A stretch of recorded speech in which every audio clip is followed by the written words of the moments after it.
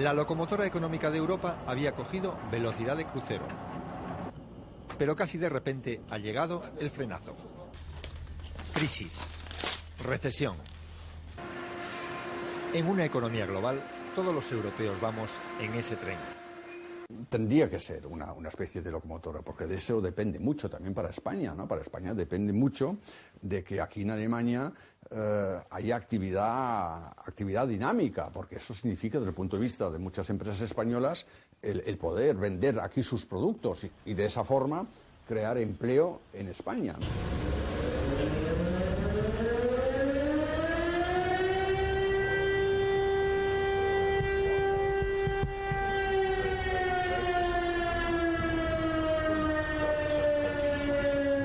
Factoría de Stahlberg, en Turingia, del Grupo Gallardo. Capital español en un sector, el acero, que no se identifica a primera vista con las inversiones españolas en el extranjero. Casi 700 empleos en una empresa con 140 años de vida y donde trabajaron más de 8.500 personas cuando la antigua Alemania comunista. Esta acería, la segunda de Europa, puede ser uno de los ejemplos de cómo Alemania se ha hecho más competitiva estos años, empezando desde abajo. Aquí la gente vive con la fábrica, se defiende mucho el puesto de trabajo y para toda la región esto es una empresa de muchísima importancia. Partiendo de la tasa de paro más alta de la posguerra, 5 millones de parados, Alemania ha creado estos 3 años 2 millones de puestos de trabajo. El piloto, la razón de Estado, la gran coalición de centro-derecha y socialdemócratas.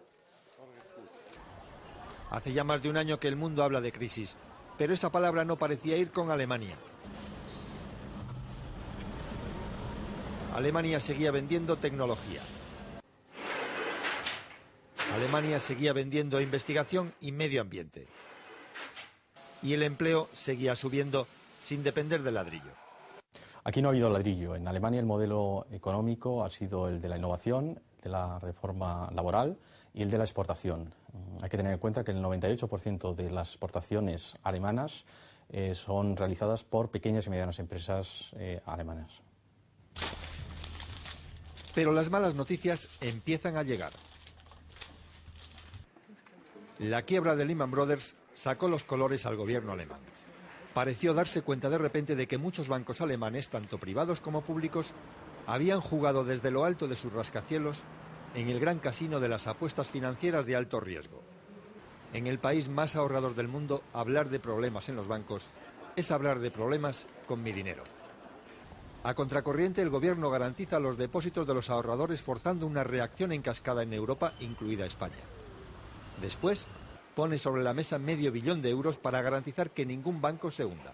Thomas Hanke lo ha visto desde su puesto de jefe de opinión de uno de los diarios económicos más importantes de Alemania.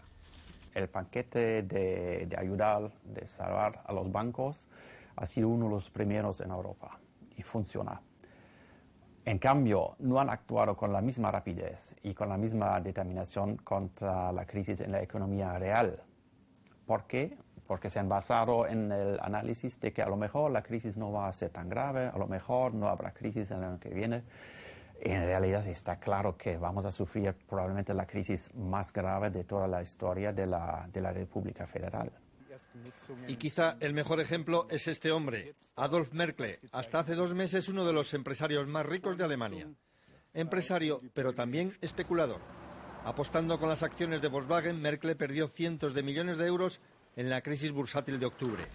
Agobiado por las deudas, hace unos días se suicidó arrojándose al tren, dejando a 100.000 trabajadores de sus empresas pendientes de unas duras negociaciones con los bancos. Estos días se trata de salvar lo que se pueda del que hace unas semanas era uno de los imperios económicos de Alemania. Y las malas noticias siguen llegando. Los más pesimistas hablan de hasta un 3% de pérdida del Producto Interior Bruto en Alemania el año que viene. Jürgen Donges, un economista de prestigio que durante 10 años ha formado parte del grupo de 5 sabios que asesora al gobierno alemán. No sabe cuánto ni hasta cuándo vamos a sufrir esta crisis. Y esto no es solo valedero para Alemania, lo mismo cabe decir para España, simplemente no sabemos muy bien. sabemos que vamos hacia abajo, pero no sabemos si el ángulo es muy empinado o si no es tan empinado. Pero sorprendentemente, y al contrario que en España, el paro hasta el mes de diciembre ha bajado. Por primera vez en 16 años, Alemania tiene menos de 3 millones de parados, un 7% de la población activa. Entramos en la Confederación de Sindicatos Alemanes para encontrar una explicación al hecho de que el paro parezca pasar de largo por Alemania. Tememos que el paro va a subir. Los contratos fijos no están en peligro todavía, pero ya se habla de despidos. Hemos tenido muchos contratos precarios. Serán las primeras víctimas. Es el corazón de la economía alemana. Del sector del automóvil dependen 5 millones de puestos de trabajo. BMW, Volkswagen, Mercedes, Opel, todos han dado ya vacaciones forzosas a sus empleados. Por contra, en la factoría de motos de BMW nos dicen que no han notado la crisis. Las ventas siguen normal y tanto empresa como sindicatos nos cuentan que si llega lo arreglarán con días libres a cuenta de las vacaciones. No habrá despidos. Pero los coches son otra cosa. Aunque más tarde y más lento que en España, las ventas de coches se congelan. Los almacenes se llenan. Igual que había hecho la banca, los fabricantes de automóviles empiezan a llamar a la puerta de papá Estado pidiendo ayuda. Es curioso que las encuestas que se hicieron aquí en Alemania, preguntando a los alemanes, vamos a ver, ¿a usted le parece bien que el gobierno ayude o no? Y ha salido una gran mayoría, ha dicho que no. Es curioso, ha dicho que no, a pesar de que en Alemania sabemos perfectamente que la industria del automóvil es importante. Yo no veo la necesidad del gobierno para ayudarles, ¿no? Son situaciones que hemos vivido antes, es muy duro, claro. Claro, viene estupendo, ¿no? Que, entre comillas, que tengamos esta crisis financiera, porque cada uno puede decir la culpa es de la crisis financiera o de Estados Unidos y por eso ayúdanos. Es algo más que una cuestión de prestigio. De las soluciones que Alemania dé a la industria del automóvil dependen también miles de puestos de trabajo en España. Pero para la mayoría, las soluciones las tienen que encontrar las propias empresas. Puedes salir de la crisis cuando tienes los modelos que se compran, y esos son los modelos relativamente baratos que tienen pocas emisiones. La industria alemana ha sido un poco lenta en ese aspecto. De momento, el plan del gobierno alemán contra la crisis es más o menos como el de España, y todos reclaman más en un país que representa la tercera parte de toda la economía europea. Angela Merkel, en contra de muchos en su propio partido, ha dicho no a ayudar al automóvil, salvo quitar el impuesto de circulación hasta 2 años. Y no también a bajar el IVA, como ha hecho Gran Bretaña, aunque aquí es un 19%, 2 puntos más que en España. Tenemos desde hace 2 años un IVA 3 puntos más alto. Este ha sido el principal error de la gran coalición. Si no el IVA, por lo menos tendrían que bajar los impuestos que afectan a los salarios y a los autónomos.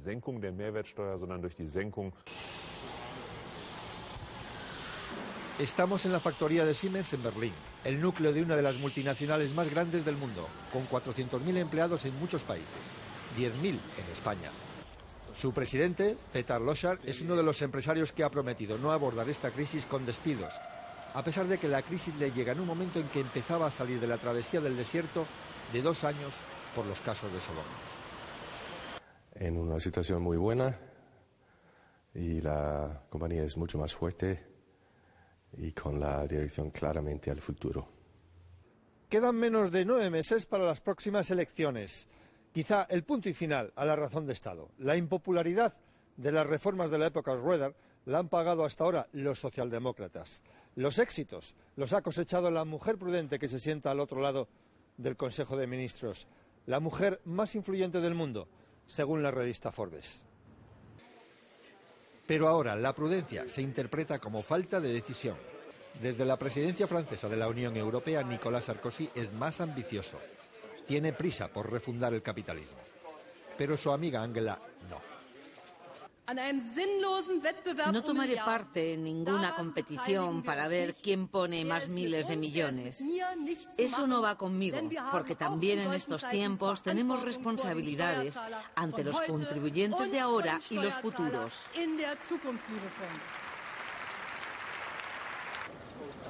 A contrapié con Sarkozy y Brown, y por guardarse cartas para las elecciones, Merkel se ha ganado en Europa el mote de Madame No.